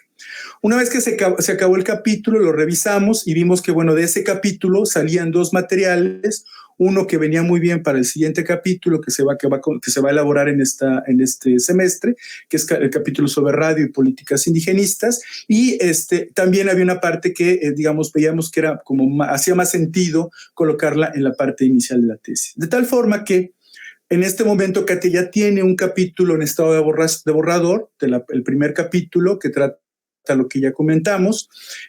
Hay todavía, digamos, que hacerle algunas modificaciones en términos de los cambios y los recortes que se hicieron, pero, digamos, eso fue benéfico porque ya hay, digamos, otras partes de la tesis que se están elaborando.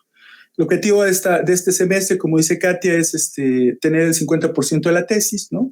Y ya estamos trabajando, digamos, en la sistematización de los datos que vienen a través de oír y escuchar la radio misma, y también de los datos que provienen de la investigación documental, en donde el tema de COVID no es para nada un tema que sale de la discusión, sino que está completamente sustentado en el mismo giro que tomó la discusión sobre medicina en la misma radio indigenista. Entonces, pues lo único que me resta es como felicitar a Katia. Nos viene mucho trabajo todavía, Katia, pero me parece que este semestre fue un semestre muy productivo en términos de avanzar, ¿no? En esas 45 páginas ya escritas, ¿no? Estamos pensando más o menos hacia finales del semestre llegar a las 100, más o menos, ¿no? Y digamos estar más o menos al 50% de lo que sería la tesis. Y avanzó también, pues, en la comprensión del idioma náhuatl, que le va a servir sin lugar a dudas para el trabajo que vendría ya en el periodo posterior, ¿no? Muchas felicidades, Katia, me da mucho gusto. Katia está ahora desde el SEC porque hubo un problema de transmisión, vimos que iba a ser muy complicado con el equipo, más gente, dijimos, bueno, con sana distancia, que aprovechamos y que haga la transmisión misma desde el SEC, que le queda a unas cuantas cuadras de ahí, ¿no? Muchas felicidades, Katia, me da mucho gusto el avance, y pues nos viene un buen trabajo por el frente. Muchísimas gracias por sus comentarios, doctor Alfonso y doctor Casas, y pues a todos los profes, ¿no? Porque detrás de este trabajo del primer capítulo, pues está toda la chamba que tuvimos como en las reflexiones metodológicas, ¿no? En el seminario de metodología, también de cultura y de comunicación, que fueron empujando este primer capítulo que me fui haciendo muchas preguntas, ¿no? Y que es muy importante, fui siendo un poquito más crítica sobre todo con estos abordajes teóricos y el tema del interculturalismo, que me gustó bastante. Y pues muchísimas gracias. Bueno, pues muchas gracias a Katia Núñez. Por el día de hoy, hemos terminado la sesión y les quiero recordar que continuaremos el día de mañana a la misma hora. Mañana jueves 27 de agosto. Moderará el doctor Jairo Antonio López y rápidamente voy a hacer un repaso de los participantes del día de mañana. A las 11 de la mañana, Emanuel Solís Pérez con el proyecto de investigación Narrar desde el vacío, estrategias cinematográficas en los documentales Ausencias 2015 y Tempestad 2016 de Tatiana Hueso.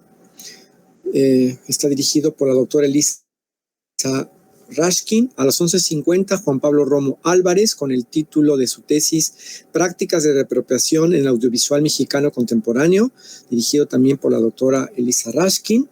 A las 12:40, Miguel Ángel Salas Galán, cuya tesis se titula Discursos de odio, redes sociales y medios de comunicación frente a la movilización contra la violencia de género en México, dirigido por el doctor Jairo Antonio López. A la 1:30 de la tarde, Laura Estela Haddad Rodríguez, con el título Voces insumisas, el periodismo de las veracruzanas durante el periodo gubernamental de Javier Duarte de Ochoa, 2010-2016. Está dirigida su tesis por la doctora Celia del Palacio Montiel. Bien, si me permiten hacer un recuento muy rápido de la sesión del día de hoy, porque ha sido una sesión histórica, una reunión virtual, plenamente virtual, para ver los avances de tesis de los estudiantes de la maestría en Cultura y Comunicación del SEC. Ha quedado muy claro que los cambios dados que han ocurrido a consecuencia de la epidemia de COVID-19 y de la cuarentena han afectado muchos ámbitos, por eso nos reunimos virtualmente y por eso los alumnos han mencionado que han hecho cambios también. Y estamos también de plácemes porque hemos cumplido con el seminario íntegramente, aunque no podemos vernos. Insisto, como la propia Katia Núñez señaló, pues volveremos a vernos en algún momento en el SEC. Así que nuestro trabajo sigue adelante gracias a la labor de conjunto que estamos realizando en la MEC del SEC. Muchas gracias a todos por habernos acompañado. No sé si alguien tenga alguna pregunta, comentario, duda para el día de mañana. Es el momento. Y si no, tradición, transmisión, tradición, cultura, ya todo el mapa conceptual acá lo tenemos de las exposiciones. Y si no, nos vemos mañana un poquito antes de las 11 de la mañana para hacer algunas pruebas. Desde luego, como dice el doctor Homero Ávila Landa, coordinador del SEC, mandamos un saludo a todos y todas las estudiantes, a los investigadores, y damos muchas gracias a Alejandra Ronzón y Magda Ivette Moreno en el apoyo técnico. Carlos Alberto Casas felicita a todos por sus presentaciones. Jairo López dice gracias por el apoyo en la transmisión. Hasta mañana. Y de nuevo, Carlos Alberto Casas insiste en dar las gracias a Magda Ivette Moreno, además a quien le damos la bienvenida en el SEC, y Alejandra Ronzón. Su trabajo es muy importante. Les recordamos también que la sesión de hoy y las siguientes sesiones se están grabando y van a estar en el sitio de Facebook del Centro de Estudios de la Cultura y la Comunicación, donde a partir de un momento estarán disponibles. Soledad de León manda saludos a todos, dice hasta mañana, y recordamos que también Celia del Palacio y Elisa Rashkin estuvieron presentes y se retiraron por un momento, pero nos acompañaron. Vimos también al resto de investigadores del SEC presentes. Si nadie tiene ningún otro comentario, de nuevo, muchas gracias y nos vemos el día de mañana, un poco antes de las 11 de la mañana. Laura Haddad dice gracias también. Bueno, pues muy buenas tardes y hasta mañana. Hasta pronto. Tony Lama dice gracias, nos vemos mañana. Hasta mañana. Ricardo.